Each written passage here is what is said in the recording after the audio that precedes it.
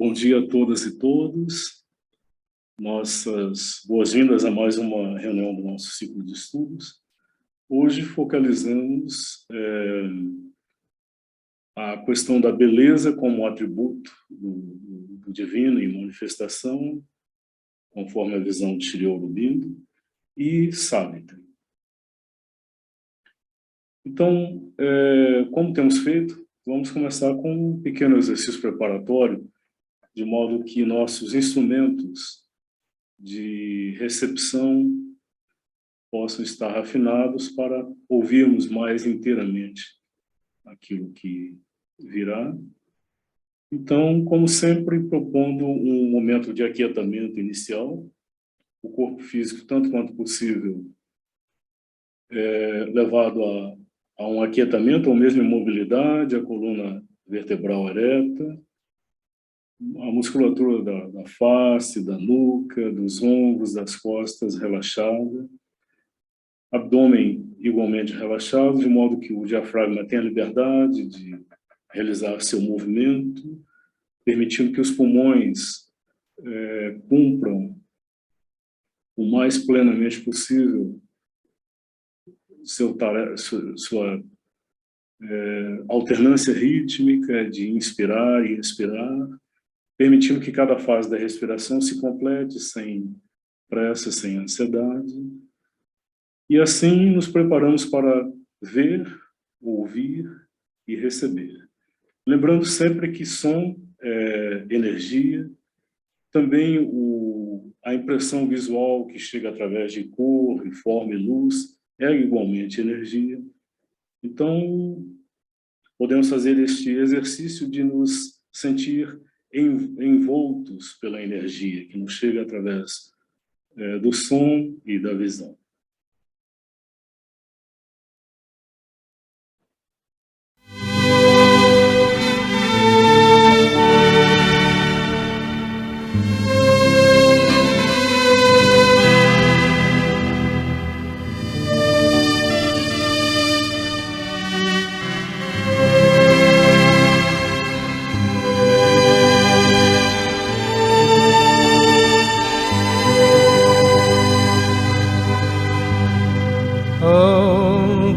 सवितुर्भरमरूपं ज्योतिः परस्य धीमहि यन्नः सत्येन दीपयेत् ॐ तत्सवितुर्भरमरूपं ज्योतिः परस्य धीमहि यन्नः सत्येन दीपयेत्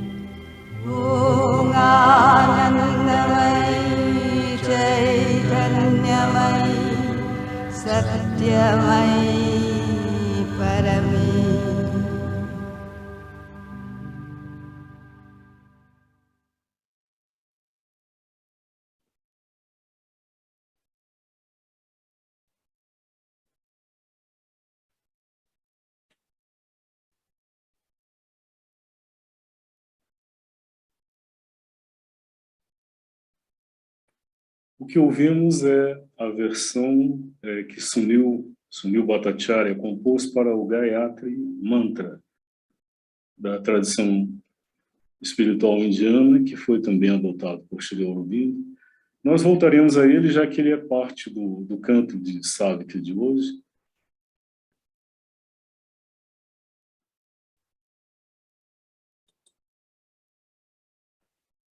Começamos, então, com a retomada do enfoque da visão de Sri Aurobindo, que é compartilhada e confirmada pela mãe, sobre a beleza. A beleza não como um mero adorno, uma expressão ornamental da criação, mas como expressão, manifestação de um aspecto intrínseco, essencial do ser divino, tal como são o conhecimento, a consciência, o poder, o amor. Da mesma forma, a beleza é um aspecto do ser divino na manifestação. Então, retomamos um aforismo que ouvimos recentemente, mas agora focalizando essa questão da beleza que está presente nele. O universo não é meramente uma fórmula matemática para elaborar a relação de certas abstrações mentais, chamadas números e princípios, para se chegar no fim a um zero ou a uma unidade vazia. Nem ele é meramente uma operação física, incorporando uma determinada equação de forças. Ele é o deleitamento de uma divindade amante de si mesma, o jogo de uma criança, a infindável automultiplicação de um poeta inebriado, com o arrebatamento de seu próprio poder de criação sem fim. Então, retomamos, fazendo algumas considerações. O universo não é meramente uma fórmula matemática para elaborar a relação de certas abstrações mentais, chamadas números e princípios, para se chegar no fim a um zero ou uma unidade vazia. Nem ele é meramente uma operação física incorporando uma determinada equação de forças. Então, certamente, Sri Aurobindo parte aqui do que era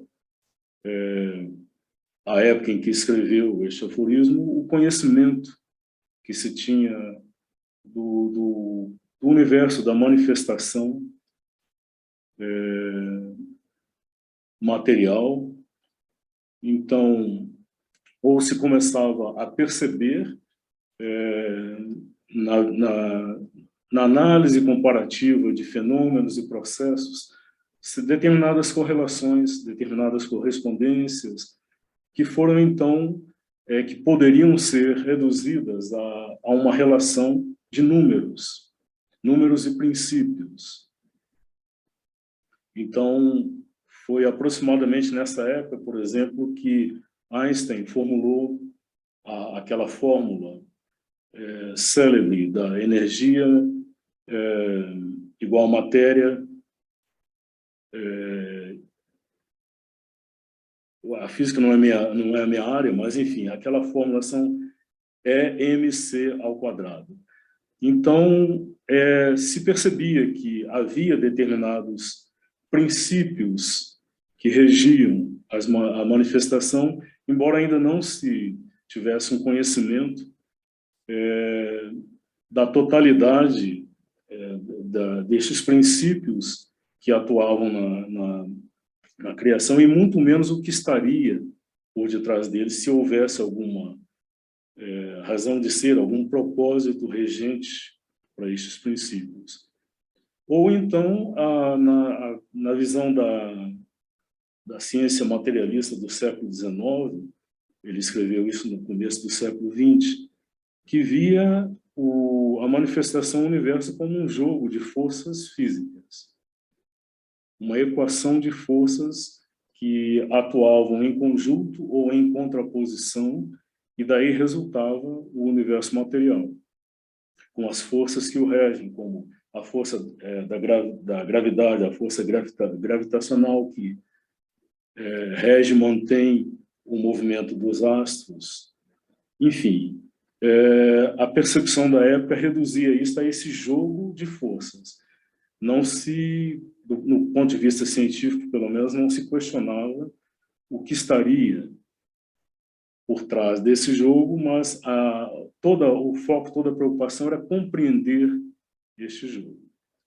Então, Sri Aurobindo nos traz a visão da percepção, que é uma percepção própria da tradição espiritual indiana, mas que foi como que confirmada e reforçada e ampliada pela experiência e visão dele próprio, do que está, na verdade, agindo através destes números, destes princípios e dessas forças em ação no universo.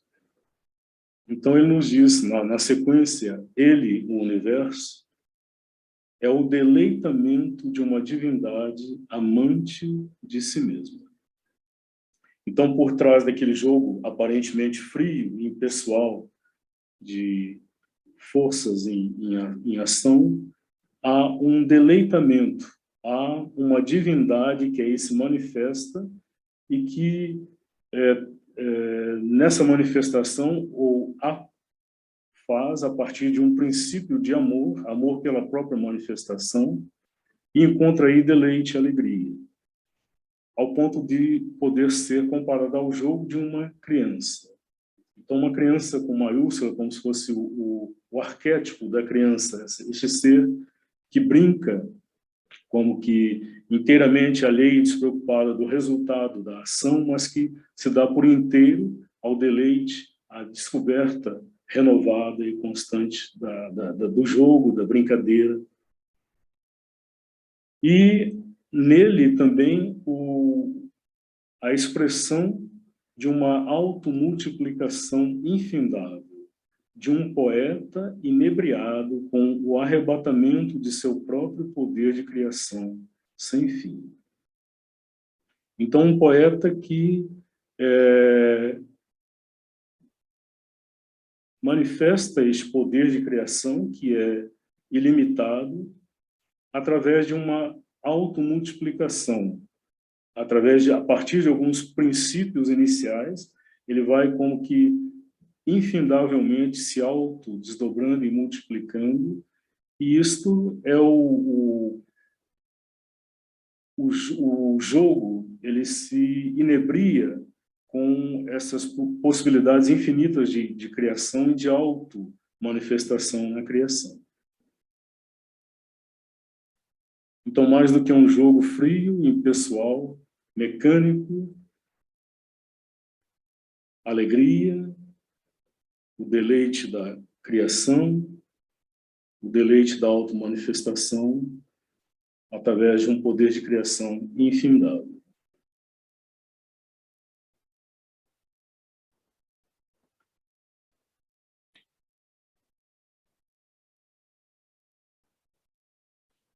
Uma passagem de Savitri que nos oferece essa percepção, uma linguagem poética. Assim nos aproximamos do todo maravilhoso, seguindo o seu êxtase nas coisas como sinal e guia.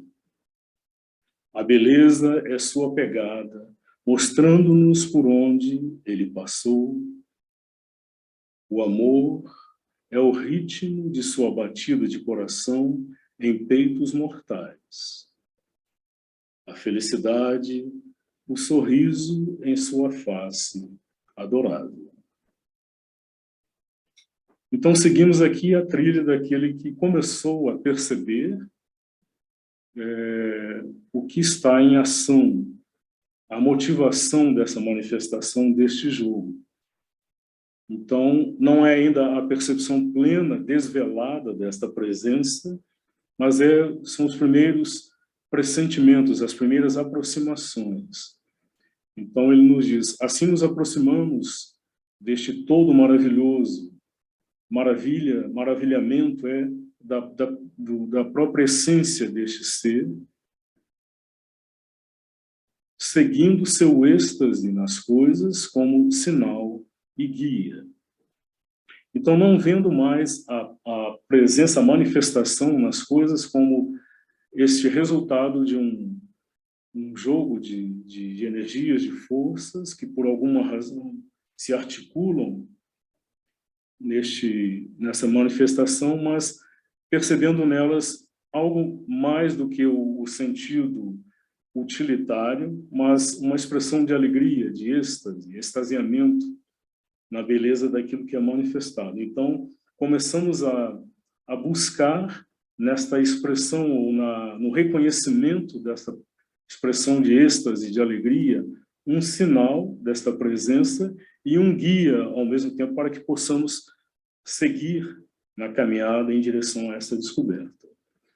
E nessa caminhada é como se seguíssemos pegadas. Ele não está ainda visível à nossa frente, ele está bem à nossa frente, mas ele deixa rastros, ele deixa pegadas. E nós seguimos essas pegadas que vão indicando o caminho que ele vai trilhando nessa manifestação. E cada pegada é uma expressão de beleza. Então, o rastro que ele nos deixa para segui-lo neste jogo de descoberta é a própria manifestação da beleza. Mas essa caminhada tem um ritmo. Ela é regida por um ritmo que é o ritmo da batida do coração deste todo maravilhoso, agora na sua expressão, na sua manifestação em cada criatura,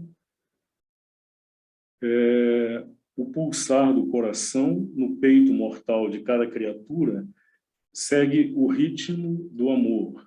Então, o outro princípio regente dessa manifestação, temos a beleza, temos o amor como que ritmando esta caminhada, e temos a expressão última do deleite de Ananda, a felicidade, que é como que uma expressão, um sorriso em sua face adorável.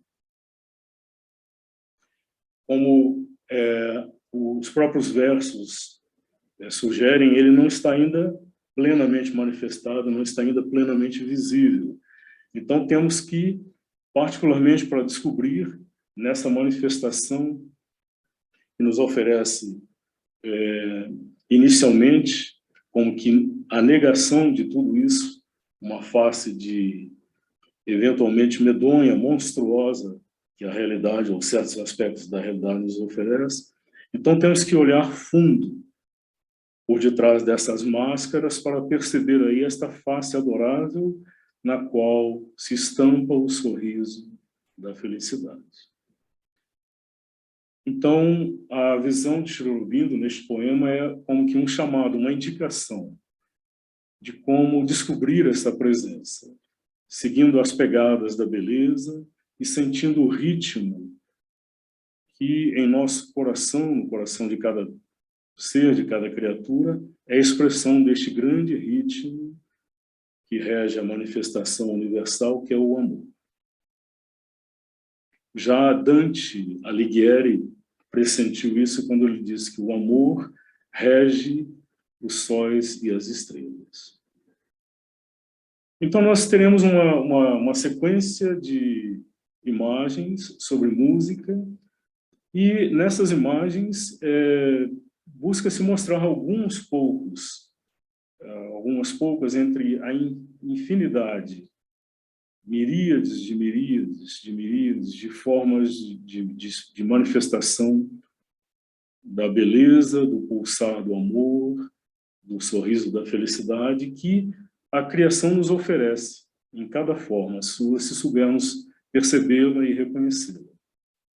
Num dado momento, vamos ter também algumas imagens que mostram a identificação, esse esforço de identificação destes princípios comuns que podem ser identificados como que princípios subjacentes à criação, mas que podem ser e vão sendo gradualmente identificados e reconhecidos, e que perpassam a criação em todos os seus níveis, desde o mineral, passando pelo vegetal, até chegar ao humano. A música, na verdade, essa criação, esta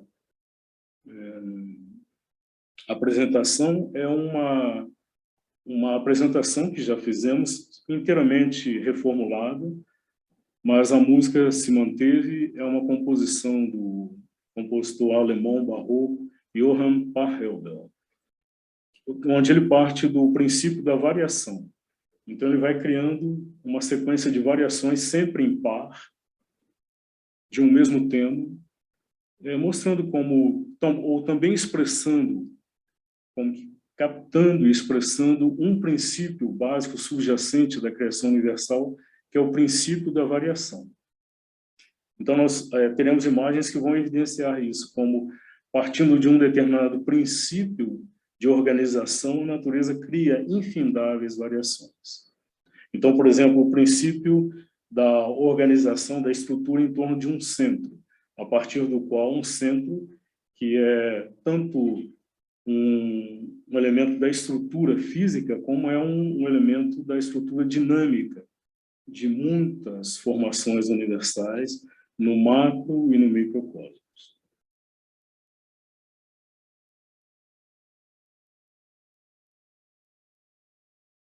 Assim, nos aproximamos do todo maravilhoso, seguindo seu êxtase nas coisas como sinal e guia. A beleza é sua pegada, mostrando-nos por onde ele passou. O amor é o ritmo de sua batida de coração em peitos mortais. A felicidade, o sorriso em sua face adorável.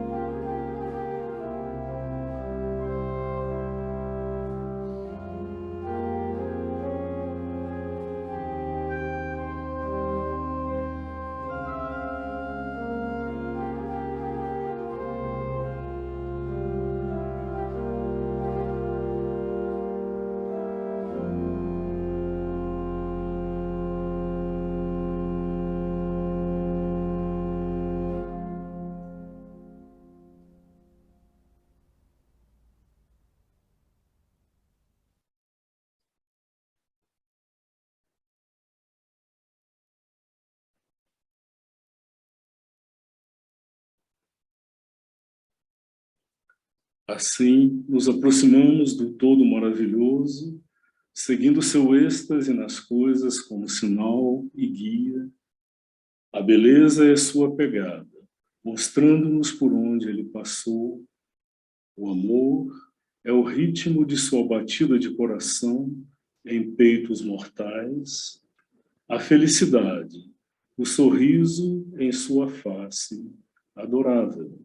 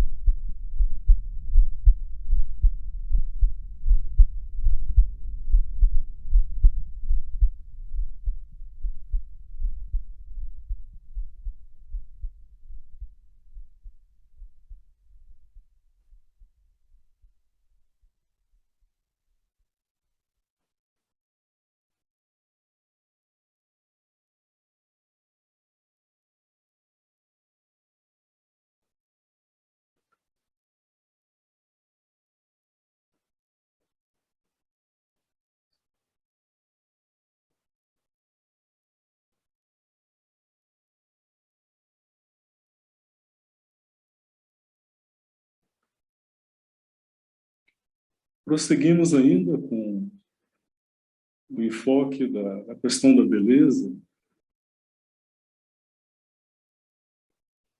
Novamente, uma passagem de um ensaio de Sri Aurobindo sobre a beleza, que já ouvimos anteriormente também, mas que vale a pena retomarmos agora.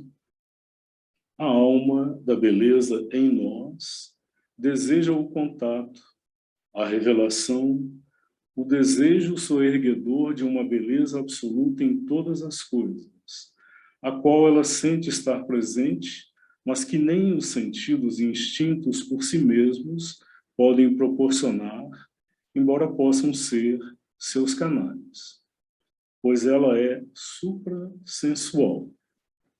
Nem a razão e a inteligência, embora também elas sejam um canal, pois ela é supra-racional, supra-intelectual, mas a qual, através de todos estes véus, a alma, ela própria, busca alcançar.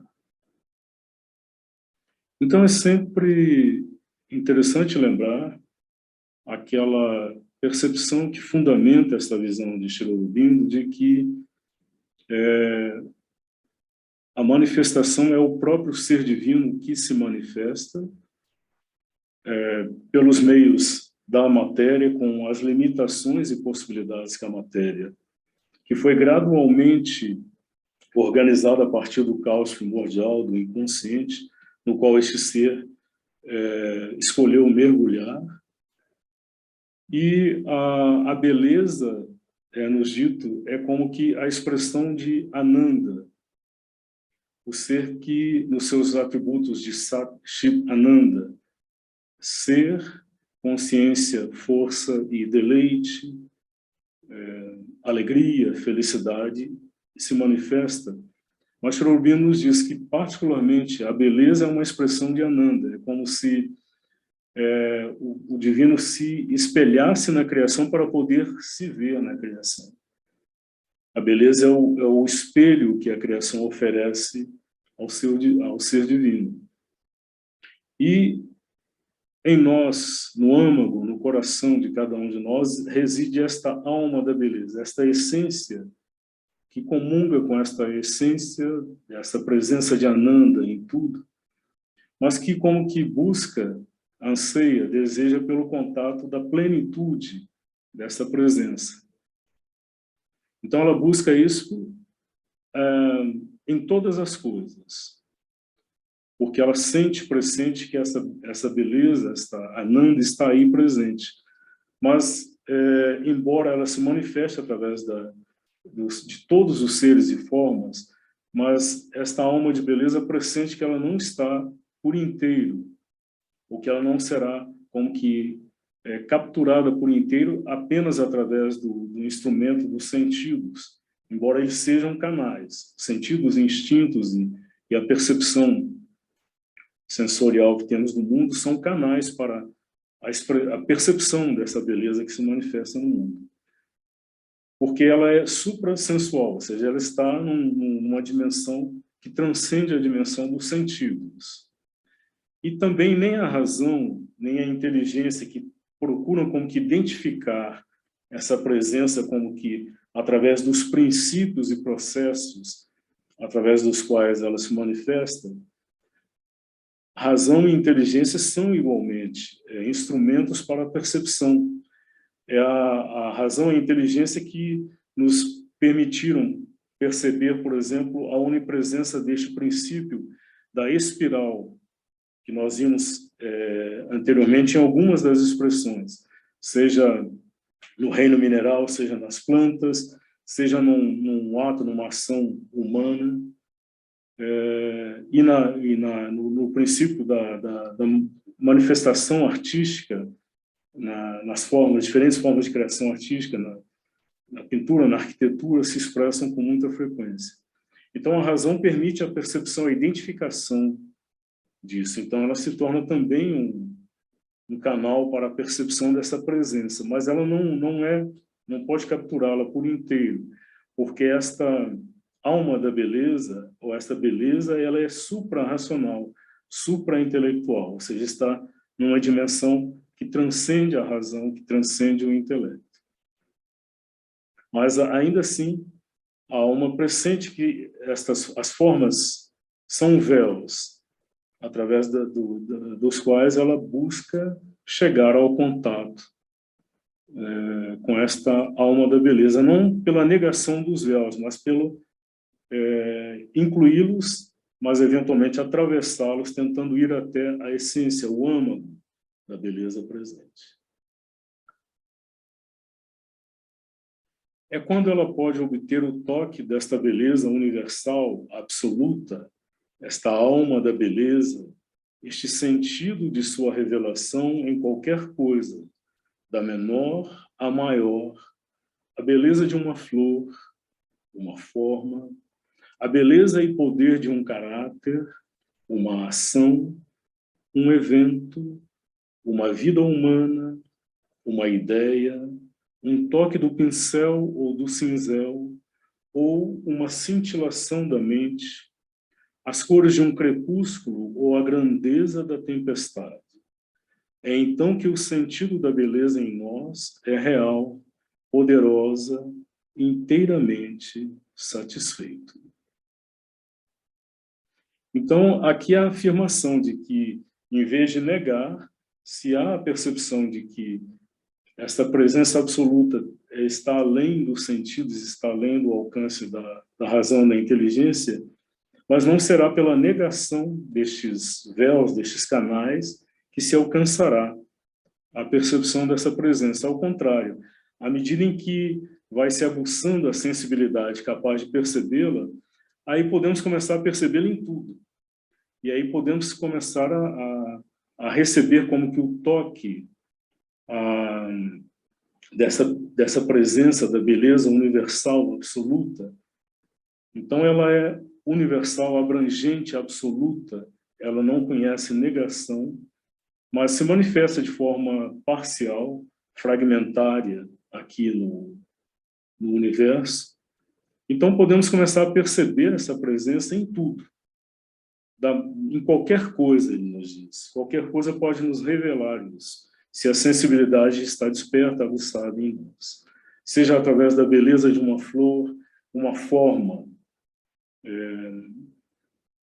natural ou criada pela invenção, pelo engenho humano, a beleza e poder de um caráter. Aqui ele vai entrar numa outra dimensão, onde essa percepção é mais sutil, talvez mais complexa. Então, a beleza não está restrita à beleza da forma, como normalmente reconhecemos a beleza estética da forma, mas ele nos diz que podemos ver e perceber a beleza e o poder de um caráter, uma ação, um evento, uma vida humana, uma ideia. Aí ele volta ao campo do sensorial, do que pode ser percebido através do sentido, da razão, um toque do pincel ou do cinzel, um instrumento do pintor ou do escultor, ou uma cintilação da mente, uma percepção filosófica ou poética que abre, descortina um outro campo de percepção, seja nas cores de um crepúsculo ou na grandeza da tempestade. Então, um sentido de beleza ampliado, que pode abranger mesmo aspectos da manifestação que consideraríamos como fora do campo da beleza, que são eventualmente até assustadores, como uma tempestade pode ser. É como nos abrimos a essa percepção dessa onipresença da beleza em tudo, que este sentido da beleza em nós será de forma real, plena, poderosa e inteiramente satisfeito.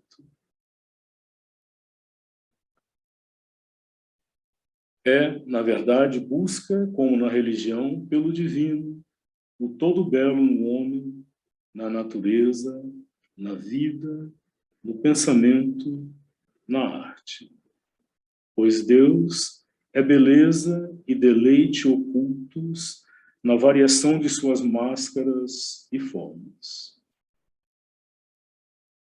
Então, o que ele nos diz é que o caminho da beleza pode ser um caminho de descoberta da presença do ser divino em nós e no mundo, tanto quanto a busca na religião ou no yoga, ou qualquer outro caminho.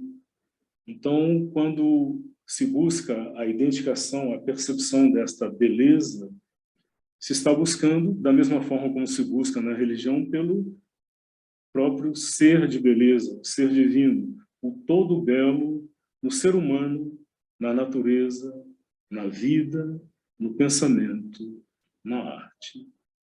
Pois Deus é beleza e deleite ocultos na variação de suas máscaras e formas. Então, o que ele nos sugere não é um caminho que precisa ser tomado por exclusão em relação aos demais. Não precisamos todos nos tornar artistas para, através da arte, buscar esse caminho. Mas este caminho, essa percepção do ser divino como beleza, está aberta a todo ser humano, a toda consciência humana, da mesma forma como pode buscá-lo nas expressões da espiritualidade, ou da religião, ou do ser ético. Então, porque cada um de nós é uma redução individualizada dessa totalidade. Então, podemos encontrar o ser divino em nós e no mundo por todas essas formas, inclusive na forma da beleza. E ele termina dizendo, pois Deus é beleza e deleite ocultos na variação de suas máscaras e formas. Então, trata-se de um jogo, ele se auto-ocultou na variação de suas máscaras e formas. E, eventualmente, máscara, ela pode ser, como a máscara num jogo, ela pode ter múltiplas feições, pode ser assustadora, inclusive, mas aí o que ele nos diz é possível perceber esta beleza e deleite ocultos mesmo nas expressões mais distantes daquilo que, em nosso sentido mais limitado de que seja beleza, poderíamos admitir que é a expressão de beleza. Então, eu decidi trazer para vocês, para a nossa reflexão, um aspecto daquilo que ele nos fala, que a beleza pode ser reconhecida num evento, numa ação, num caráter.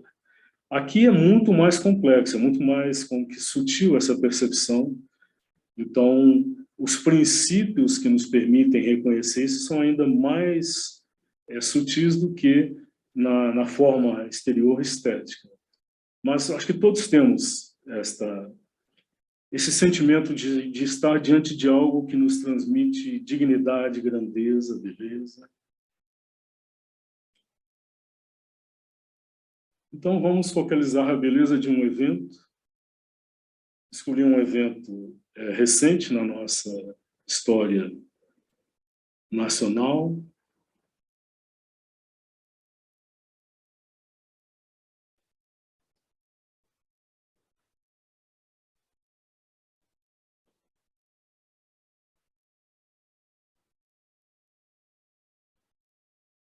Acho que, não sei se todos que estão presentes aqui, mas acredito que a maioria de nós teve a oportunidade de assistir a esse momento.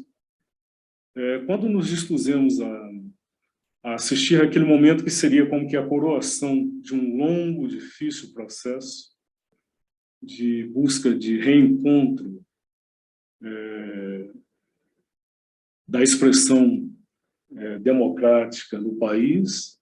Então, seria o momento da posse, da subida, da rampa do Palácio do Planalto. Mas aí aconteceu uma conjunção de fatores ali que tornou esse momento, acredito que todos que o assistiram foram, claro, de diferentes maneiras, mas acredito que ninguém tenha ficado intocado por esse momento. Foi algo que foi absolutamente tocante. E a foto, como que essa foto registra de uma forma muito significativa, como que um conjunto complexo de fatores que estavam presentes ali naquele momento. Na verdade, se fôssemos, poderíamos aprofundar a leitura desta foto, do evento a partir dela, poderíamos ficar aqui horas conversando a respeito, porque esse momento é como que a convergência de toda uma história, talvez de toda a história do país, ao longo dos séculos, que representam a formação ainda em andamento. Como nação, podemos dizer que somos ainda uma nação criança, uma nação ainda na adolescência, mas aqui estão presentes alguns dos elementos chave dessa formação tão difícil, tão dolorosa ainda, mas a foto capta isso de uma forma muito expressiva, porque além dos atores, os representantes, digamos assim, dessa nação, dessa sociedade, que estão aí unidos no ato de caminhar nessa subida, nós temos a presença da massa aí atrás, como se ela fosse como se a rampa fosse um estuário através do qual essa maré humana que está aí atrás fosse subir. E nessa maré humana é como que se ela fosse uma expressão simbólica de todo este rio ou este mar, esta corrente de eventos que começaram lá na descoberta ou antes da descoberta. Para muitos foi uma invasão, mas antes daquele momento lá, convergindo para este momento aqui. E aí então temos essa união tão simples, tão singela e tão tocante de alguns dos elementos formadores deste momento. Então, a presença do cacique indígena ali é muito expressiva disso. E nos pequenos detalhes, até mesmo na presença de um animal. Foi um momento assim que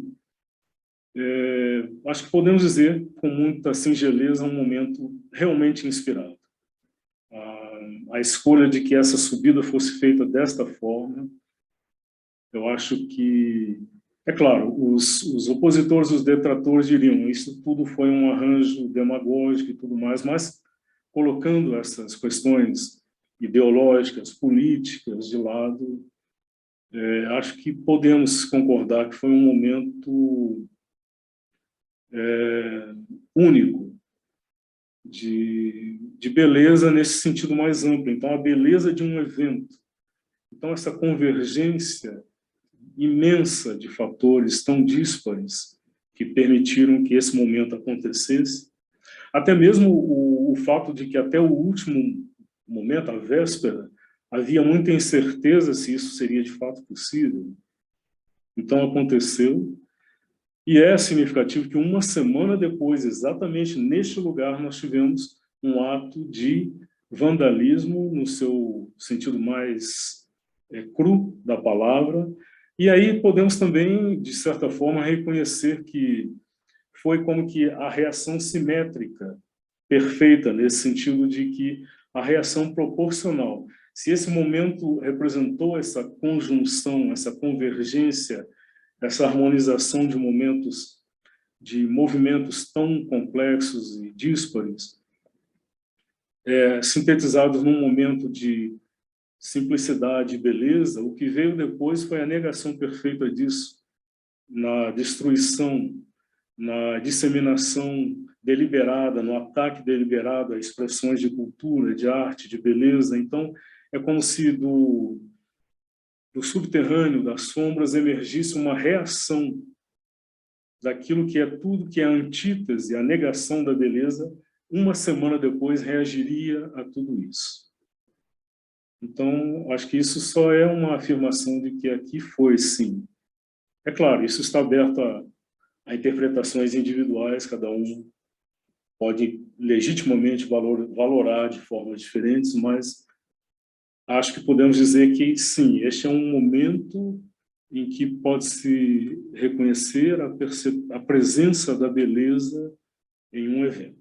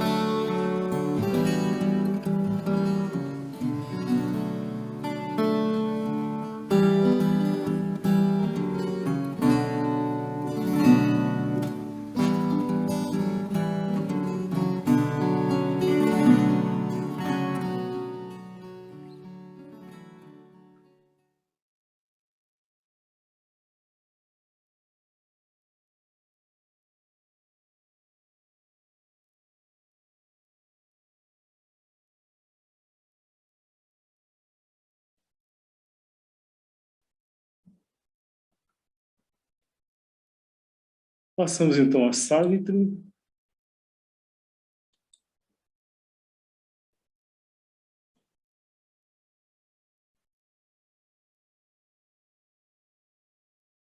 Então, prosseguimos hoje a jornada, guiados por Sri Aurobindo. Estamos no livro 4, o livro do nascimento e da busca, seu canto 2, o crescimento da chama. Então, ouvimos na reunião anterior de Savitri o canto 1, ou algumas passagens do canto 1, o nascimento da chama. Então, ele está falando agora da própria Savitri, protagonista do poema, o avatar da Mãe Divina, que nasce com a missão como que de resgatar a criação universal da sua sujeição à morte, ao sofrimento. Então, no canto 1, ele nos falou da infância, do nascimento e da infância, que ele chama a chama dessa presença, deste ser. Foi aquele canto em que ele, como que, primeiro delineou de forma tão bela, tão poética, o cenário da Terra que acolhe essa manifestação na forma das estações. No canto de hoje ele vai abordar alguns aspectos do crescimento, então aqui da adolescência e da juventude de Savitri. Aqui não tem muito, ou não tem nada, na verdade, narrativo, é mais como que expressões simbólicas do crescimento, do progressivo despertar de Savitri para a sua natureza, a sua identidade, e a reação, a maneira como o seu entorno foi gradualmente reagindo à presença desse ser tão diferenciado.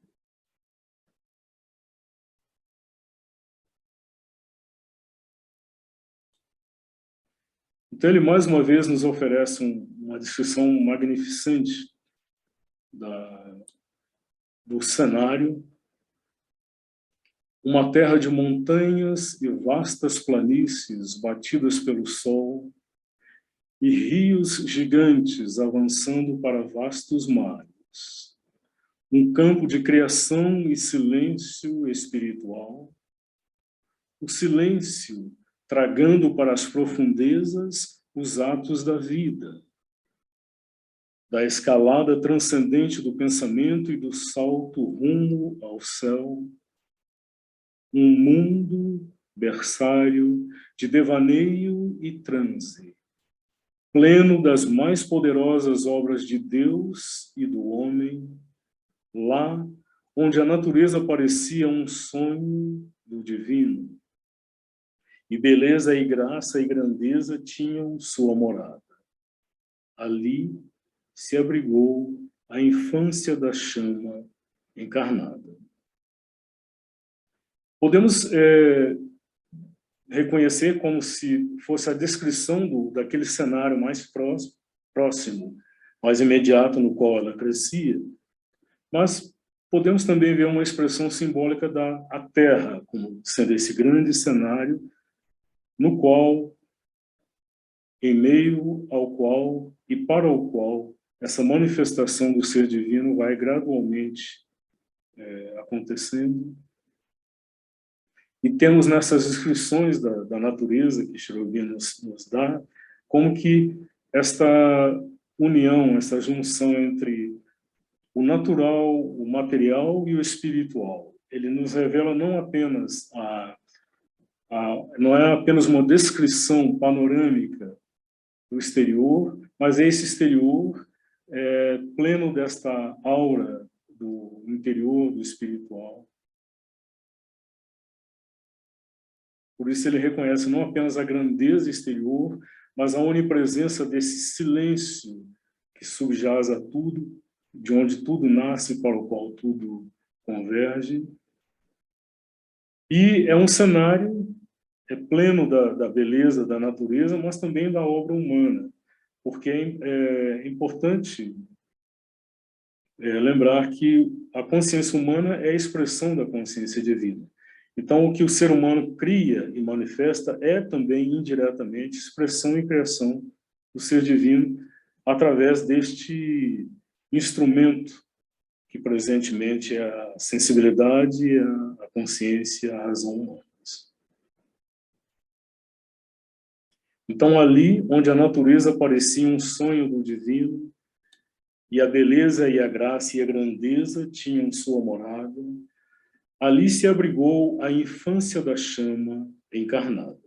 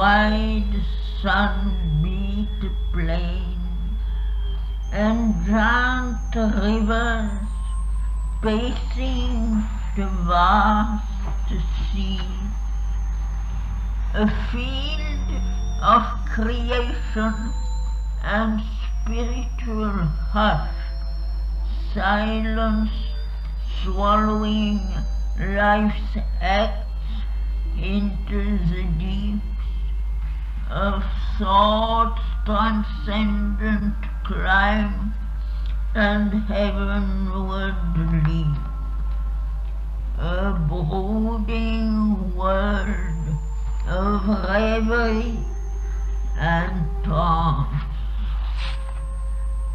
filled with the mightiest works of God and man, where nature seemed a dream of the divine, and beauty and grace and grandeur had their home, harbored the childhood of the incarnate flame.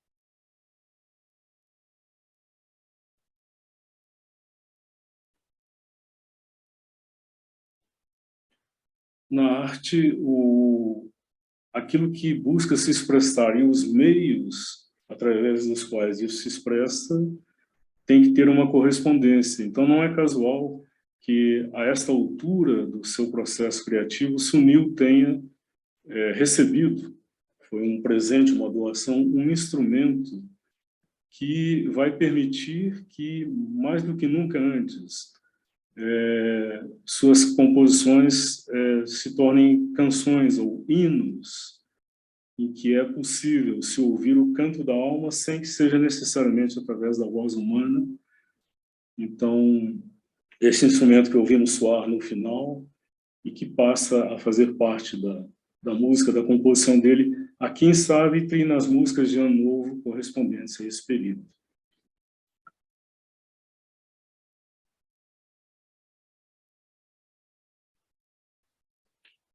Uma amiga, ele está novamente falando de Savitri, e de Savitri no seu ambiente, no seu entorno, na convivência daqueles que a cercavam mais de perto.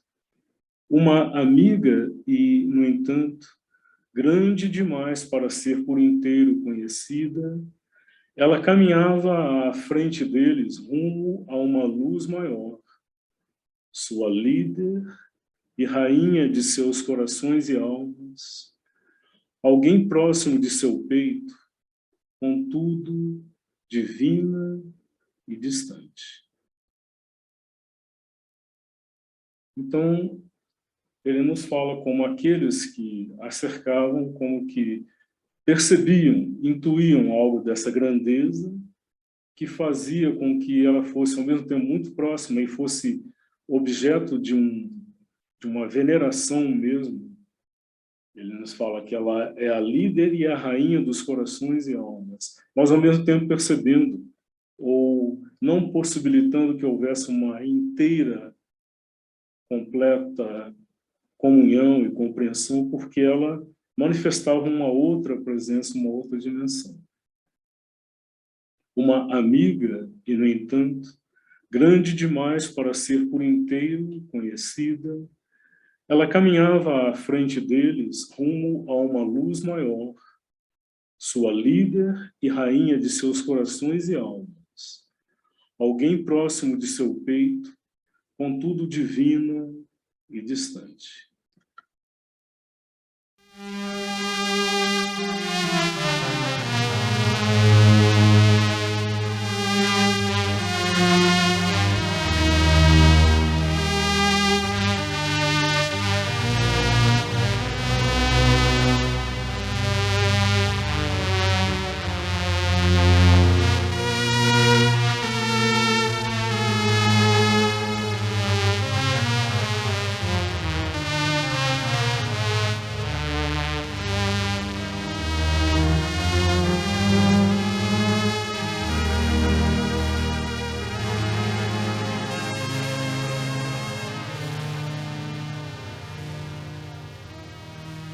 A friend, and yet too great wholly to know.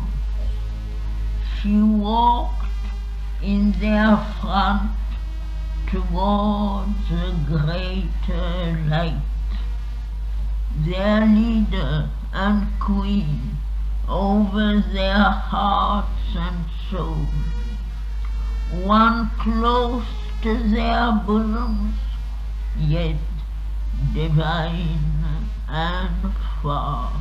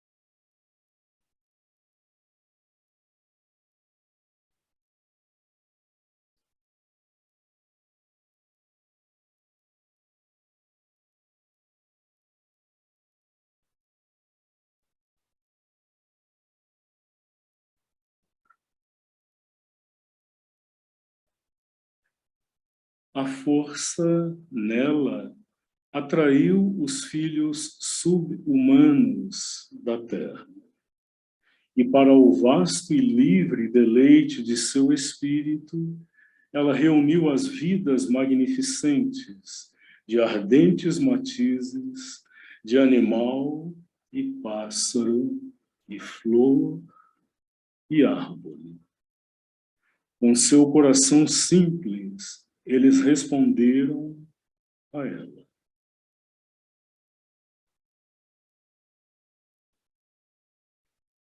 Então, estes níveis, estas criaturas dos níveis infra-humanos da natureza da Terra, como que perceberam diretamente, simples e diretamente, a presença que ali estava. No primeiro canto do livro 1 de Savitra, há uma passagem belíssima em que, quando, como que antecipando esse momento do nascimento deste avatar, quando Savitra decide vir para o campo da manifestação, o cenário da Terra, há um verso em que Sri Aurobindo descreve que a natureza percebeu este passo e ergueu para ela os seus olhos. Então, a natureza percebe, como que instintivamente, essa presença e naturalmente converge para ela. É o que ele expressa nessa passagem. A força nela atraiu os filhos sub-humanos da terra. E para o vasto e livre deleite de seu espírito, ela reuniu as vidas magnificentes de ardentes matizes, de animal e pássaro e flor e árvore. Com seu coração simples, eles, os filhos sub-humanos, responderam a ela.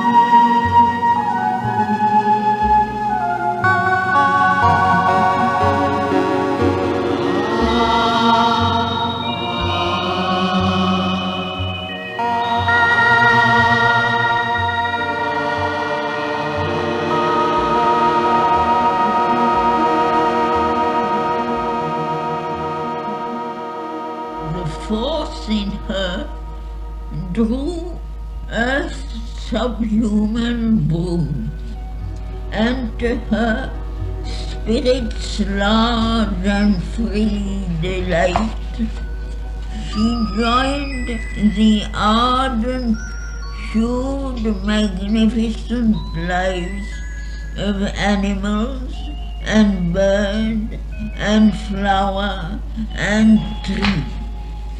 They answered to her with a simple heart.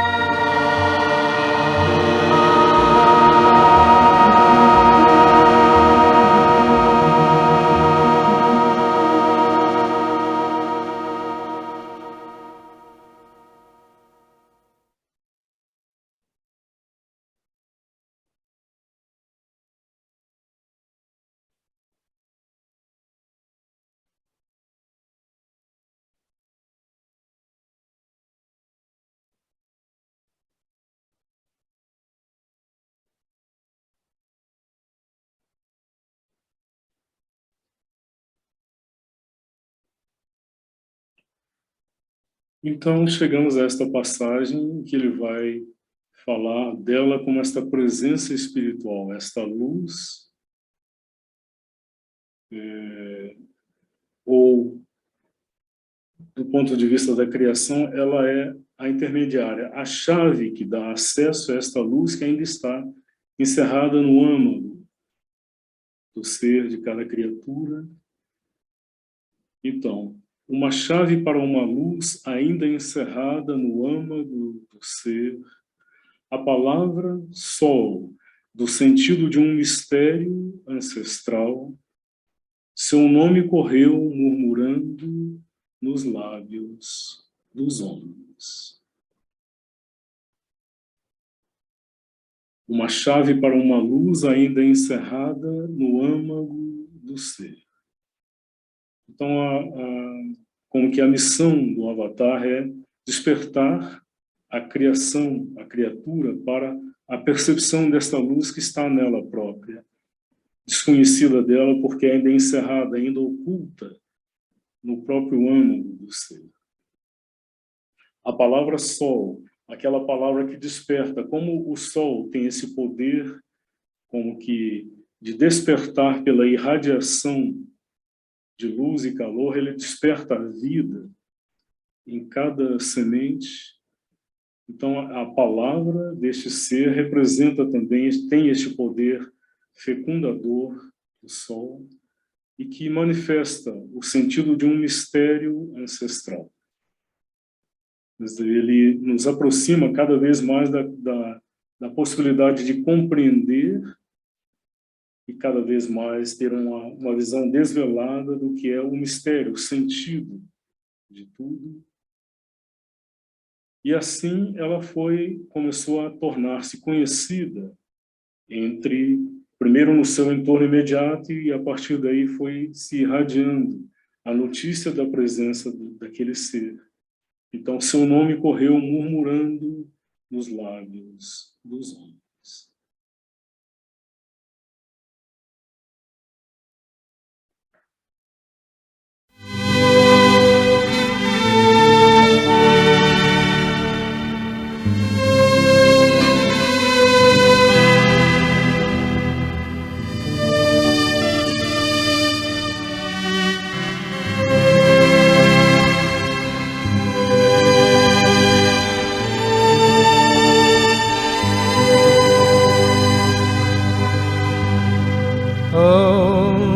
सवितुर्भरमरूपं ज्योतिः परस्य धीमहि यन्नः सत्येन दीपये सत्येन दीपये ॐ तत्सवितुर्भरमरूपं ज्योतिः परस्य धीमहि यन्नः सत्येन दीपये सत्येन दीपये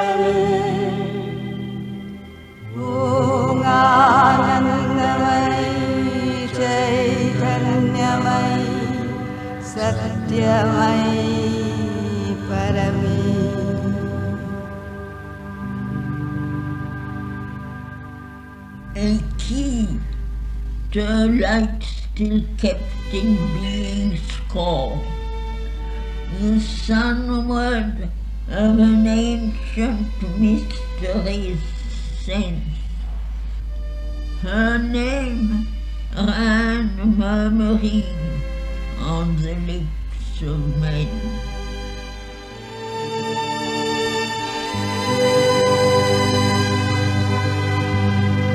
ॐ तत्सवितुर्भरमरूपं ज्योतिः परस्य धीमहि यन्नः सत्येन दीपये सत्येन दीपये ॐ तत्सवितुर्भरमरूपं ज्योतिः परस्य धीमहि यन्नः सत्येन दीपये सत्येन दीपये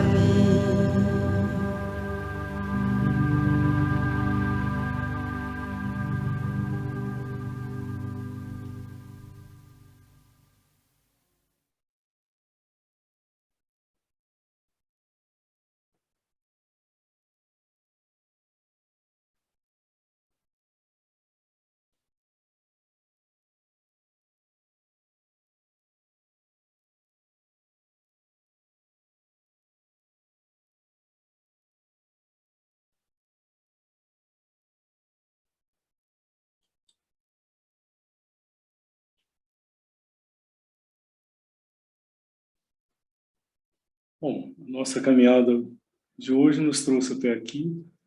Na próxima reunião de Savitri, nós faremos ainda uma conclusão deste canto e, então, o canto seguinte, a sequência. Então, temos algum tempo, caso alguém queira compartilhar alguma percepção, esclarecer algum ponto,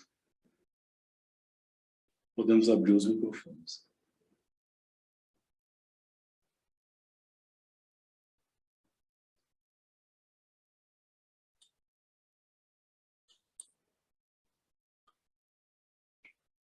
Agradecendo aí as manifestações generosas no chat. Toda expressão artística ela tem dois polos, né?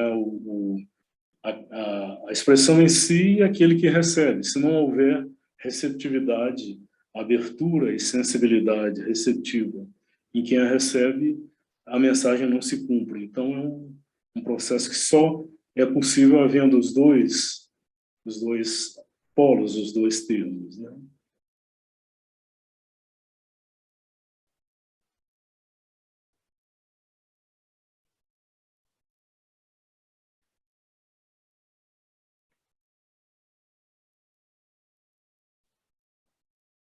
O Tavares pergunta se a música da primeira sequência era de Bach. Não, é de Johann Pachelbel, um compositor alemão também, praticamente contemporâneo de Bach. Ele viveu um pouco antes de Bach, mas é praticamente contemporâneo.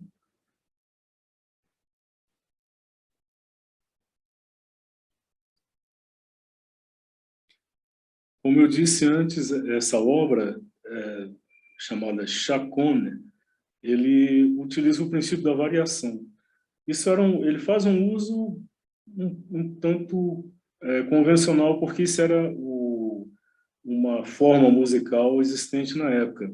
Mas é Bach quem vai compreender o potencial criativo que o princípio da variação tem, e ele é quem vai desenvolver esse princípio praticamente até a perfeição, com os prelúdios e fugas da arte da fuga, o cravo bem temperado. Então, ele percebe, ele compreende que esse não é meramente um princípio, um princípio criativo convencional, que uma convenção artística da época criou, mas é um princípio subjacente à própria criação da natureza, como nós podemos identificar. Ela frequentemente, ou quase sempre, usa esse princípio. Ela parte de alguns elementos, uma determinada configuração, e sobre as infinitas possibilidades de variação que este princípio cria, ela então cria uma infinidade de variações. Então, isso é como que direciona e, ao mesmo tempo, possibilita um campo ilimitado de criação, porque não é preciso recriar tudo a cada vez, mas existe já aquele princípio. Então, por exemplo, você tem um centro em torno do qual uma configuração se organiza. Então, você pode criar, como nós vimos, né, na natureza e na arte, um número infinito de variações a partir deste princípio simples. Então, Bach foi um dos primeiros na música e quem talvez mais longe levou esse princípio da variação a partir de um tema.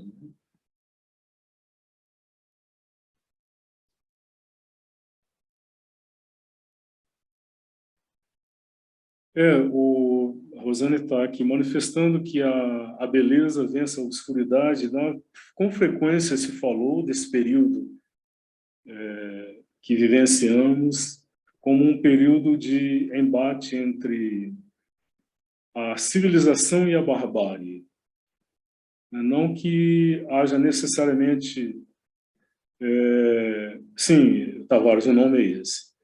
Não que haja necessariamente mocinhos e vilões, 100% mocinhos, 100% vilões, mas parece claramente o que está se configurando, não apenas no Brasil, mas no mundo inteiro, como que um confronto renovado entre forças que como que admitem e favorecem o progresso, o desenvolvimento, e forças que reagem a isso, forças reacionárias.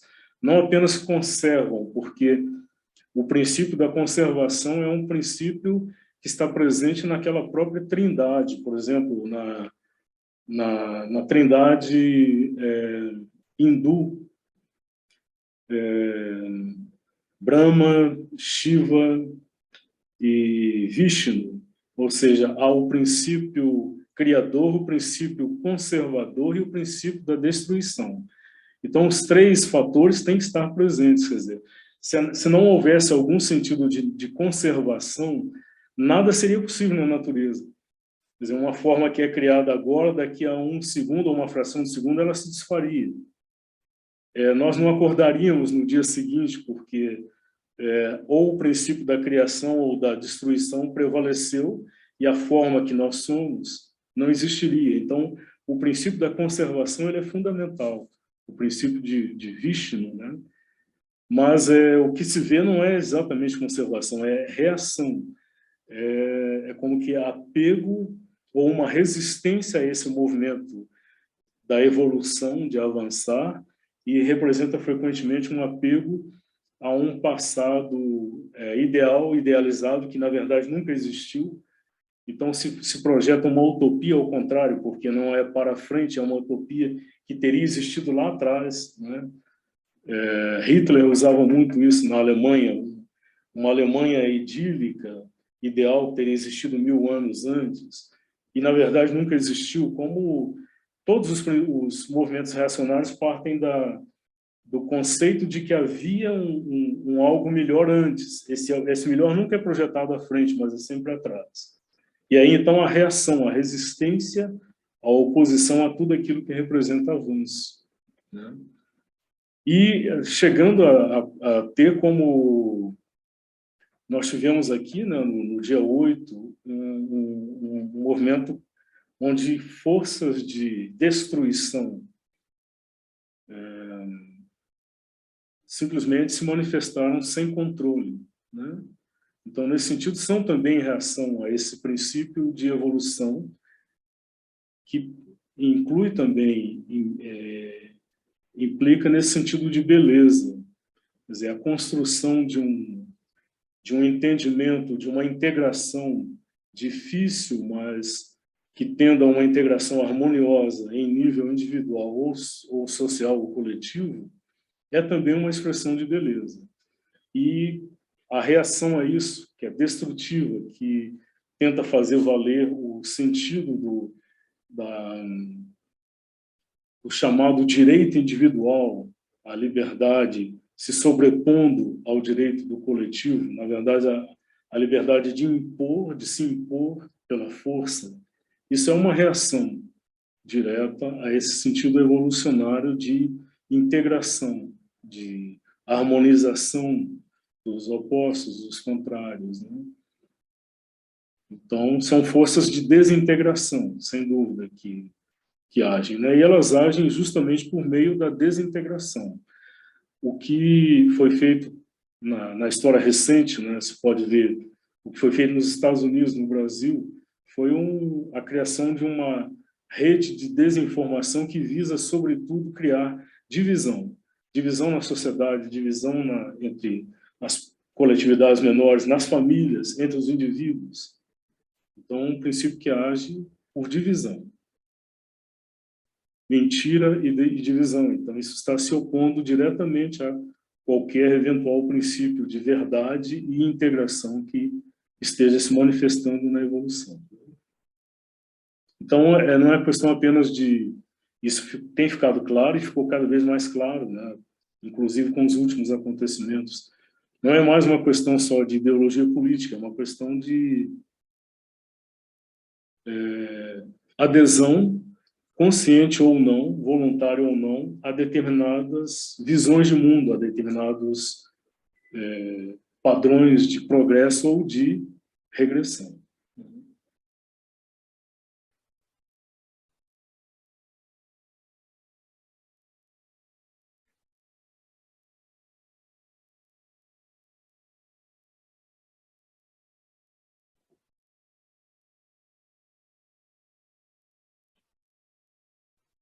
Tirolbin nos diz, é da própria lógica da manifestação, que se é um princípio inerente a ela, o da verdade, o da expressão da consciência, da harmonia, da beleza, do amor, isso vai prevalecer, necessariamente.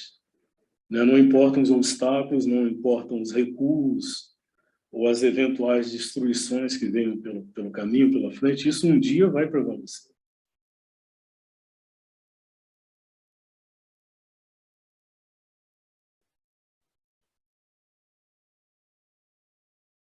A nós, individualmente, é dado tentar identificar, reconhecer estes movimentos e tentar, tanto quanto possível, nos alinhar com os movimentos de criação, de evolução e tentar nos colocar a serviço disso.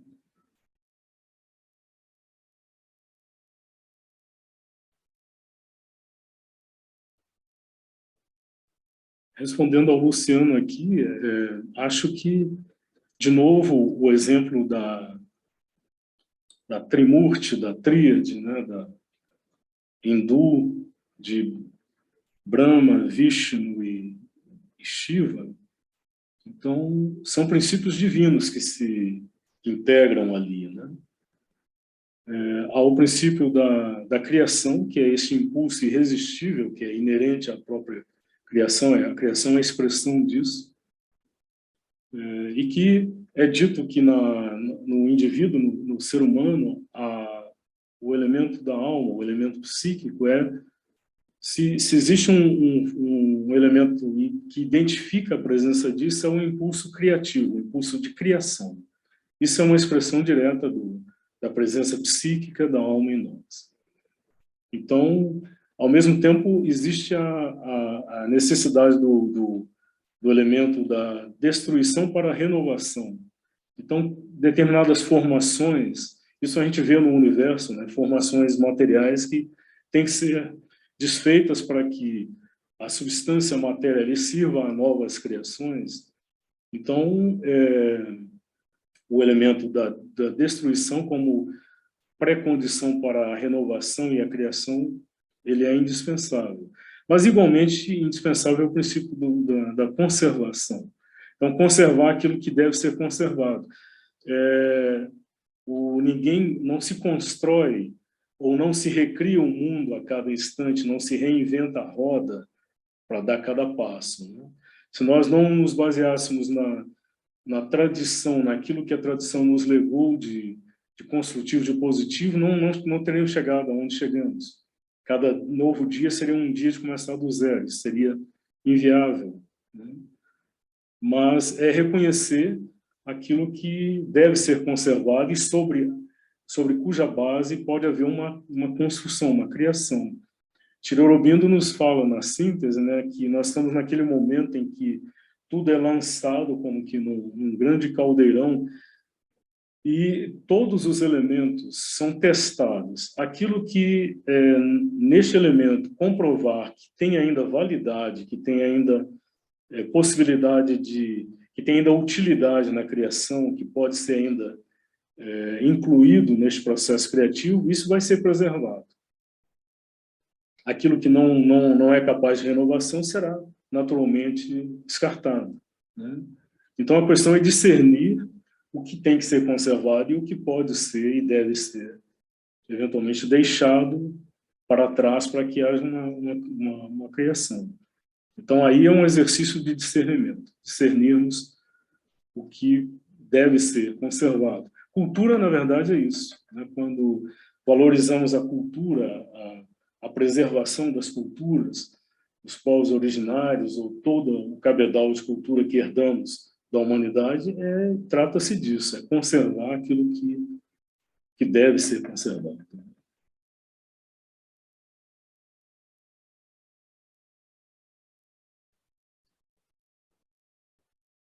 Mas o movimento da reação geralmente parte de uma percepção limitada de alguns desses aspectos e, com frequência, toma certos movimentos que são tentativas de uma ampliação, de uma libertação de possibilidades, toma isso como uma ameaça, porque estão apegados a determinados valores, a determinados princípios, a preconceitos. Então, tudo aquilo que não se encaixa ali é visto como uma ameaça.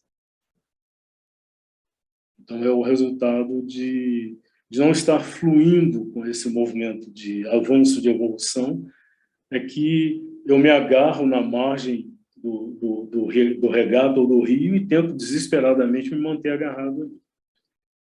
E passo a considerar tudo que é impulso de avanço como uma ameaça existencial.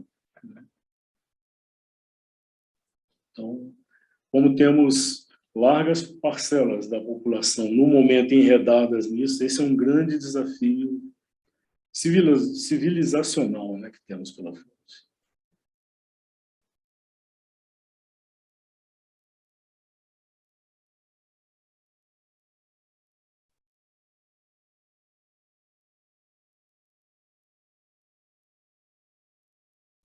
Aí tem parte desse desafio é perceber em nós próprios, cada um de nós, e perceber em si mesmo, né? Onde estão essas resistências, onde estão também os impedimentos, aquilo que nos impede de avançar. O Rolf publicou numa revista Ananda uma carta de Sunil Bhattacharya, né, o compositor, em que ele menciona a percepção de que quando nós somos crianças, existe um impulso natural e irresistível de crescer, de se desenvolver, né? A criança quer se tornar o mais rápido possível adolescente, jovem, adulto, né? Então existe qual um impulso biológico que impulsiona a criança para crescer, mas que quando chegamos na idade adulta, isso de certa forma reflui. Então, aí surge o movimento de apego, de identificação com certas feições, né, que identificamos como sendo nós mesmos, e aí nós nos apegamos a isso, né? E isso pode passar a ser um obstáculo também para esse movimento de avanço. Ou aquilo que Tiro Aurobindo, num aforismo, ele diz, quando o divino nos arranca, nos arrancou, ele fala individualizadamente, ele arrancou minha veste de pecado, eu me alegrei, fiquei grato a isso. Mas quando ele quis arrancar minhas vestes de virtude, eu me alarmei. Então, e resisti, né? Existe um algo em nós que nós identificamos como sendo nós mesmos, então esse aí vai ser um desafio também que teremos que ultrapassar. Mas cada coisa a seu tempo, né? Mas o trabalho não é só no exterior, ele é principalmente dentro de cada um de nós, né? Identificar onde em nós estão essas sementes que dificultam esse progresso, né? É a nossa forma também de contribuir para que haja esse progresso coletivo, né?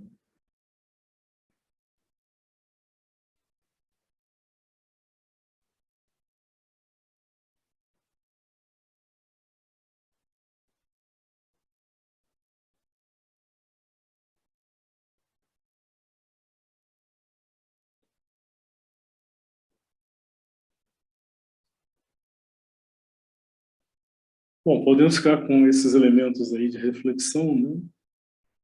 E se ninguém mais quer se manifestar ou precisa disso no momento, acho que podemos encerrar. Lembrando que prosseguimos no próximo domingo, dia 29, com a vida divina, com Ariamani.